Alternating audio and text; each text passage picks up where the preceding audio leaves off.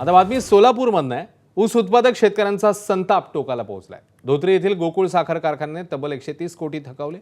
गेल्या 15 दिवसांपासून त्यांचं धरणं आंदोलन सुरू होतं. मात्र प्रशासन कुठलीही दखल घेत नसल्यानं आक्रमक झालेल्या शेतकऱ्यांनी थेट जलसमाधी आंदोलनाचा मार्ग स्वीकारला. धर्मवीर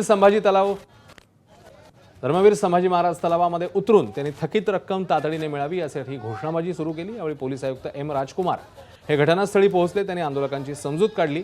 मात्र शेतकरी त्यांचं काही ऐकण्याच्या मनस्थितीत नव्हते. अशावेळी पालकमंत्री जयकुमार गोरे आंदोलकांपर्यंत पोहोचले आणि त्यांनी ऊस बिलाच्या थकबाकी प्रकरणी कठोर भूमिका घेत मुख्यमंत्र्यांशी बोलून तातडीने तोडगा काढणार असल्याचं स्पष्ट केलं. शेतकऱ्यांच्या आंदोलनाची माहिती आता मला मिळाली आणि आपण त्याची माहिती मी घेतली.